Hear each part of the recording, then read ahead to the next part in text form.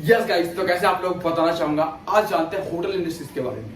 Hotel industries कैसे work करती है और होटल इंडस्ट्री में कैसे इन्वेस्टमेंट करना चाहिए और उनका डाउन ट्रेंड क्या होता है, अपर ट्रेंड क्या होता है, एवरीथिंग जानेंगे डिटेल्स में, राइट। और ये एक बात मैं बताऊं, देखो अगर जब हम स्टॉक मार्केट में आते हैं ना, या फिर जब हमने होटल इंडस्ट्री को पिक किया, तो हमें क्या लगता है कि यार जब हम होटल में जाते हैं तो उससे पहले हमें बहुत कुछ चार्जेस देना होता है। यानी कि आप एडवांस देखते होंगे कि आपको पे करना होता है 5 दिन पहले, 1 महीना पहले। आप किसी भी वैकेशन पीरियड पे प्लान करने से पहले आपको एक होटल का अमाउंट पे करना होता है एज आपको होटलियर को, बिकॉज ऑफ दिस कि वो आपके लिए होटल रिजर्व रख पाए।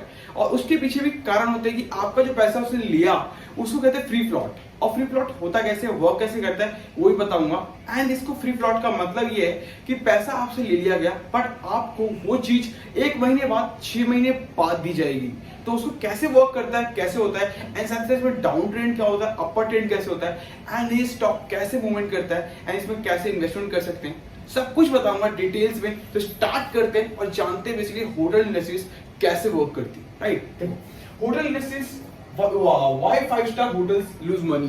पहली बात तो सबसे बड़ा पॉइंट मैंने यही रखा है कि 5 स्टार होटल्स पैसे अपने क्यों लूज करते हैं। देखो उसके पीछे कारण है कि यार एग्जाम्पल दूं छोटा सा तो आपको समझ में आएगा कि जब आप किसी वैकेशन पीरियड के लिए जा रहे होते हो तो उससे पहले आपको एक होटल बुक करना होता है, या फिर आप कहीं वैकेशन पीरियड के लिए जा रहे हो या फिर कोई ट्रैवलिंग कर रहे हो, तो ड्यूरिंग दिस टाइम आपको एक टाइम दिख रहा है कि इस समय पे मेरे को कुछ नहीं रहेगा बट लेकिन मुझे एक होटल रहने के लिए चाहिए, तो वहां पे आप होटल लेते हो। तो होटल लेते हो साथ ही साथ, तो वहां पे आपको उस होटल को प्लान करने के लिए आप 6 महीने या 3 महीने पहले ही अपने पैसे को पे कर देते हो होटल को। तो ये क्या है, होटल के पास उसने आपको सर्विसेज 5 महीने बाद देनी है, 5 मंथ्स बाद वो आपको सर्विसेज देगा, स्टिल उसने अभी आपका पैसा ले लिया है आपसे। तो अभी क्या है और ये कैसे होता है, इसमें क्या दिक्कतें आती हैं, तो ये बताता हूँ मैं आपको। देखो जब वो पैसा उसने आपसे भी ले लिया, ठीक है, आपने उसकी सर्विसेज आपको जो मिलने वाली है वो 5 महीने बाद, तो वहां पे होटल्स जो वर्क करता है वो इस तरीके से वर्क करता है कि उस पैसे को उन्होंने ले करके वापस किसी ब्रांचेस खोलने में लगाया, या फिर किसी एक्सपेंसेस को खत्म किया, या फिर जो लोन चले थे उसको डिसॉल्व कर दिए, मतलब उसको डिसॉल्व करके मार्केट में और भी आगे चीजें को ग्रोथ में लाइक कुछ ब्रांचेस थे उनको खोलना था, उसके ऊपर वर्क किया। बट उस पैसे को बाद में आपको सर्विसेज दी जाएंगी, बट स्टिल वो पैसा उनके पास पहुंच गया, तो उसके ऊपर ना तो कोई इंटरेस्ट देना है आपको, ना ही तो कुछ किसी तरीके का उसके ऊपर आप चार्ज करने वाले हो, ना ही कोई कंपाउंडिंग उनको आपको मिलने वाला है। आपको क्या है कि उस सर्विसेज को लेने के लिए एक टाइम देना पड़ेगा एंड उसके बाद आप उस सर्विसेज को ले पाओगे। उसी कहते हैं फ्री फ्लॉट। और फ्री फ्लॉट में अगर आप देखो तो वॉरेन बफेट साहब कहते हैं कि इनके लिए एक होटल इंडस्ट्रीज के लिए ये एक बेनिफिट होता है कि पैसा किसी के पास से आपके पास आ जाता है। आपके पास एक होटल बुकिंग के लिए, जैसे कि आपको एक होटल चाहिए, आपको होटल चाहिए तो आपको क्या करोगे, आप जाओगे किसी एप्लीकेशन पे, वेबसाइट पे, वहां से आपने होटल बुक कर लिया। होटल बुक करने के बाद आपको 5 महीने के बाद वो होटल की नीड है, स्टिल आपने वो पैसा पे कर दिया। उस पे करने के बाद उस पैसे को वो होटल इंडस्ट्रीज कहीं भी वर्क कर सकती है, किसी भी इंटरेस्ट को किसी चीज का इंटरेस्ट नहीं देना उस पैसे पे, उस पैसे की सर्विसेज 5 महीने बाद देने। बट अभी वो पैसा है तो हम कहीं भी लगा सकते हैं, किसी चीज से वर्क कर सकते हैं। तो इस तरीके से होटल इंडस्ट्री वर्क करता है। बट फ्री फ्लॉट और भी क्या होता है वो चीज मैं बताता हूँ डिटेल्स में। तो देखो स्टार्ट करते हैं पहले होटल इंडस्ट्री स्टार्ट होती कैसे, पहले ये समझो।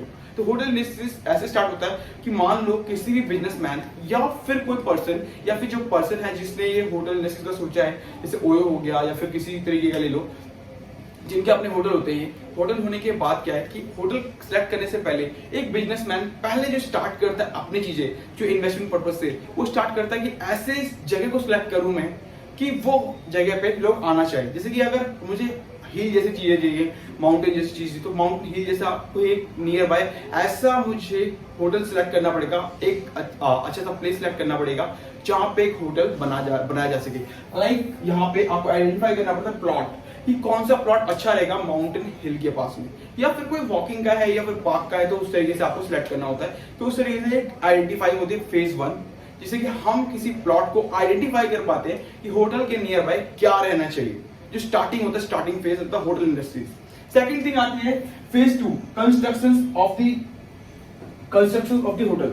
मतलब आपको सेकंड फेज में कंस्ट्रक्शन का काम होता है। अभी तक एक इन्वेस्टर ने जो पैसा अपने होटल को, इस प्लॉट को लिया था, उसके दौरान उसमें जो पैसा है वो और अभी इन्वेस्ट कर रहा है, ना कि इससे कोई प्रॉफिट नहीं मिला उसे, बट अभी तक उसको टाइम देना पड़ रहा है। ये टाइम पीरियड होता है 2 to 3 ईयर्स का, जिसमें कि इसको भी कंस्ट्रक्शन का एंड सारी चीज सेटअप करने के लिए पूरे होटल में लग्जरी होटल बनाने के लिए थोड़ा सा टाइम चाहिए होता है, टाइम कंज्यूमिंग होता है, तो इसलिए उतना टाइम चाहिए। तो पहला प्लॉट, दूसरा आता है कंस्ट्रक्शन। अभी तक इन्वेस्टर को प्रॉफिट नहीं हुआ, बट वो अभी भी पैसे को इन्वेस्ट कर रहा है, राइट। इस पीरियड्स को पूरे कहते हैं जेस्टर पीरियड्स। जेस्टर पीरियड में बेसिकली ये होता है कि जिसमें आपको पैसा आपने दिया है बट आपको कोई प्रॉफिट नहीं हुआ, उसको कहते हैं जेस्टर पीरियड। तो अभी आपको समझ में आया कि होटल हम सिलेक्ट कैसे करते हैं, होटल बनता कैसे। अब देखो कि जब होटल इंडस्ट्रीज में आते हो ना, तो आपको यहाँ पे दिखेगा कंपटीशन बहुत है। कंपटीशन क्यों है? बिकॉज के पीछे कारण है, क्योंकि मार्केट में ना हर एक अलग अलग कंपनी से अवेलेबल है, हर एक पीछे दूसरा चीजें हैं। बट एक अगर आप इंडिया में देखोगे तो ये चीज बहुत अलग है कि आपको पैसे क्या है कि आपको अगर कोई होटल 1000 रुपए में मिल रही है, उसी जगह पे दूसरा होटल आपको 1500 रुपए में सेल आउट कर रहा है, तो वो बंदा जो 1500 रुपए में दे रहा है उसके पास आप ना जाकर के आप 1000 वाले के पास जाओगे, बिकॉज आपके पास पैसे आपके कम लगेंगे एंड सेम थिंग आपको उस चीज में मिल रही है, राइट। तो वहां पे ये दिक्कत आती है कि कंपटीशन बहुत है मार्केट में। तो कंपटीशन बहुत है तो होटल इंडस्ट्रीज ऐसे वर्क करती है कि जैसे कि आते हैं ना, तो होटल इंडस्ट्री में कंपटीशन बहुत है। हॉस्पिटैलिटी इंडस्ट्रीज ऐसी है कि आप अगर देखो तो लास्ट अभी कोविड-19 के ईयर्स में, लास्ट 2 ईयर्स पहले अभी क्या हुआ कि मार्केट में ना होटल्स की डिमांड गिर गई। उसके पीछे कारण है कि लोगों को बाहर निकलने का मौका नहीं मिला, लोग बाहर नहीं जा पाए, तो होटल इंडस्ट्रीज का रेट जो है अपने आप ऑलरेडी नीचे आएगा। तो ये क्या होता है कि जब स्टॉक इन्वेस्टर्स होते हैं ना, तो वो मार्केट में जब डाउन ट्रेंड उन्हें दिख रहा है कि मार्केट में होटल इंडस्ट्रीज का कोई वर्क नहीं है, तब वो डाउन ट्रेंड में चल रहा होता है। तो लास्ट 2 ईयर्स में भी जब होटल इंडस्ट्रीज नीचे थी, तब लोगों ने खूब बाय किया। उन्हें पता है कि होटल इंडस्ट्रीज अभी वर्क नहीं करेगी एंड स्टिल वर्किंग करने का बहुत अच्छा टाइम है, मतलब इन्वेस्ट करने का बहुत अच्छा टाइम है, और होल्ड करने के लिए थोड़ा सा टाइम लगेगा, थोड़ा होल्ड करेंगे, बट ऐसे लॉन्ग टाइम में हमें प्रॉफिट अच्छा मिलेगा। तो स्टिल हम लॉन्ग इन्वेस्टमेंट के लिए हम होटल इंडस्ट्रीज को चेकआउट कर सकते हैं। तो लोगों ने बहुत अच्छे इन्वेस्टमेंट किए एंड साथ ही साथ होटल इंडस्ट्रीज इस तरीके से वर्क करता है कि जब देखो डाउन ट्रेंड में था तब तो मार्केट में था, बट स्टिल अभी मार्केट जब अच्छी है, मतलब अभी पूरा पॉपुलेशन ग्लोबलाइजेशन अच्छे से वर्क कर रहा है, कोई भी दिक्कत नहीं है, कोई भी अभी किसी भी तरीके का किसी भी तरीके का कोई खतरा नहीं है। तो मार्केट में लोग जब वैकेशन पीरियड के लिए प्लान कर रहे हैं एंड मार्केट में जब लोग निकल रहे हैं, तो इस तरह पे होटल इंडस्ट्रीज ग्रोथ में आएगी और लोगों को प्रॉफिट होगा, क्योंकि जब ग्रोथ तब आएगी जब लोग जाना विजिट करना चालू करेंगे एंड होटल में स्टेइंग करना चालू करेंगे, तो स्टिल कंपनी और ज्यादा वर्क करना चालू करेगी, राइट। तो इसी तरीके से क्या है कि हॉस्पिटैलिटी इंडस्ट्रीज में आप जब आते हो तो मार्केट में कंपटीशन बढ़ गया है। तो हर एक इंडस्ट्रीज के वाइज अलग अलग 500 रुपए, 100 रुपए, 200 रुपए आपको होटल वाइज डिफर मिलता है। मतलब कोई आपको 1000 रुपए में सेल आउट कर रहा है, तो कोई इसी चीज को 1500 में सेल आउट कर रहा है, बट अलग अलग होटल्स होते हैं। तो यहाँ पे इंडिया है, ये वेस्टर्न कंट्रीज नहीं आती, यूएसए नहीं है, कनाडा नहीं है नॉट। तो यहाँ पे क्या होता है कि आप वहां पे देखा जाता है लग्जरी चीज क्या है, मुझे वो चाहिए। स्टिल यहाँ पे वही लग्जरी चीज अगर वो 1500 में सेल आउट कर रहा है और किसी होटल पर्सन ने किसी को कूपन के साथ भी 1000 रुपए का दे रहा है, तो वो बंदा 1000 रुपए के साथ जाता है एक लग्जरी चीज के लिए, ना कि 1500, राइट। तो इसी तरीके से इंडिया में जो चीजें होती है वो थोड़ा डिफरेंट होता है। सेम थिंग अगर मैं बताऊं एक एग्जांपल के साथ, तो आपको अगर आप जब जाते हो, मान लो एक XYZ कंपनी है जो कि स्पाइस जेट या फिर कोई भी बिजनेस क्लास या फिर कोई भी एक नॉर्मल सा 100 सीट की पूरी फ्लाइट है जो कि मुंबई से दिल्ली लैंड करनी है, ठीक है। तो मुंबई से दिल्ली लैंड करनी है, तो उसमें क्या है कि 50 लोग यात्री जो डिपार्चर है मुंबई से जो अभी हुआ है, तो मुंबई से जो डिपार्चर हुआ है तो उसमें 50 लोगों को सीट बुक है ऑलरेडी और 50 पूरा खाली है। तो स्टिल क्या है कि अभी अगर एयरलाइंस में देखो तो 50 लोगों ने ही सीट बुक किया है, 50 जो सीटें हैं उसके फीस उनको नहीं देना, मतलब 50 सीट के जो पैसे हैं उसको घाटा हो रहा है कंपनी को, एज जो XYZ कंपनी है, ठीक है। तो 50 सीट का जो पैसा जो नहीं मिल रहा कंपनी को, वहां पे वो क्या करे, अब 100 सीट की जो फ्लाइट थी वहां पे 50 लोग ही उस फ्लाइट में जा रहे हैं और टाइम भी सेम है और उसको लैंडिंग भी करनी है। लैंडिंग करने के बाद वो 50 सीट का जो लॉस है वो कंपनी बेयर करेगा, राइट। तो 50 सीटों का जो कंपनी उसका लॉस बेयर करेगा, तो इसमें कंसर्न ही बनता है कि अगर देखो होटल इंडस्ट्रीज में जब टाइम होता है, जब बहुत ज्यादा क्रंच होता है होटल में, तो लोगों को क्या होता है एक समय पे ना बहुत ज्यादा होटल्स चाहिए, बट स्पेस तो नहीं है ज्यादा, जिस ज़्यादा स्पेस नहीं है तो सेल आउट तो नहीं कर सकते, एक ही जगह पे दूसरा बंदे को तो एडजस्ट नहीं कर सकते ना किसी होटल में। तो यहाँ पे क्या है, जब क्रंच होता है तो उनके पास होटल की कमी हो जाती है, पर जब क्रंच नहीं होता तो सेम थिंग पे पर डे के हिसाब से पूरे रूम में कोई भी रेंट नहीं मिलता उन्हें, कोई भी पैसा नहीं मिल सकता, कोई भी पैसा नहीं मिलता। मान लो कि उनके पास कम से कम 10 रूम्स हैं और 5 ही यूज में हो रहे हैं डेली के डेली, बिकॉज कोई मार्केट में क्रंच नहीं है, कोई मार्केट में सेल नहीं है होटल्स का, तो 5 ही रूम यूजेबल है, बाकी के 5 रूम यूजेबल नहीं है। स्टिल क्या है, 5 रूम का जो बेयर है, जो लॉस है, वो कंपनी को बेयर करना ऑर्डर है।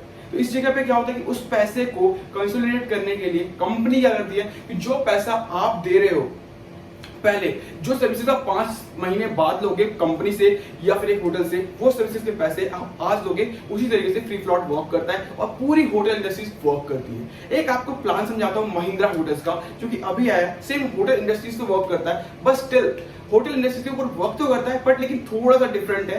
उसका पीछे कारण है क्या, मैं बताता हूँ। देखो, होटल महिंद्रा हॉलिडे इंडस्ट्रीज में वेकेशन पीरियड है कि आप पूरे साल भर में कहीं भी किसी जगह पे पीरियड पे जा सकते हो एंड अपने वेकेशन पीरियड को का जो पूरा एंजॉयमेंट ले सकते हो, बट वो साल में 7 दिन हो सकता है।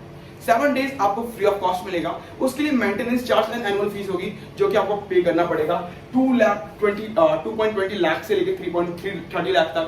ये आपको अमाउंट पर ईयर के हिसाब से मेंटेनेंस चार्ज एंड पूरा रूम के लिए, जो भी आपका रूम होगा उसके हिसाब से उसको मेंटेनेंस के लिए कोई पैसे पे करना होगा सोसाइटीज को एंड ऑल पूरे मैनेजमेंट को। तो इस तरीके से आपका पर ईयर का मेंटेनेंस चार्ज लेती है पूरा महिंद्रा हॉलिडेज की साइड से। ये प्लान अभी लॉन्च हुआ है आफ्टर कोविड-19। महिंद्रा हॉलिडेज ने लॉन्च किया है एज ए वैकेशन पीरियड, जिससे लोगों को कोई दिक्कत ना हो एंड लोग अपने आप से आ और जा पाए। बट एक बात सोचो, जो चीज आप 7 दिन लोगे पूरे साल भर में और आप 2.20 लाख टू 3.30 लाख रुपीस आप पे कर रहे हो एज अ मार्केट में, तो वो क्या आपके लिए अच्छा है? या फिर मेंटेनेंस चार्ज जो आप दे रहे हो 3 लाख रुपए और आपको सिर्फ 7 दिन मिलेगा पूरे 1 साल में, क्या ये अच्छा है या वैकेशन पीरियड के लिए, या फिर रॉन्ग है? आप इसको कमेंट करके बताइएगा। और बाकी का सारी इंफॉर्मेशन जानने के लिए महिंद्रा हॉलिडेज के रिगार्डिंग आपके लिए लेके आऊंगा मैं नेक्स्ट वीडियो में। तब तक के लिए इतना ही। एंड वीडियो अच्छी लगी तो लाइक कर लीजिएगा, शेयर कर लीजिएगा एंड साथ साथ प्लीज सब्सक्राइब नहीं किया तो सब्सक्राइब करना ना भूलें। मिलते हैं नेक्स्ट वीडियो में। जय हिंद।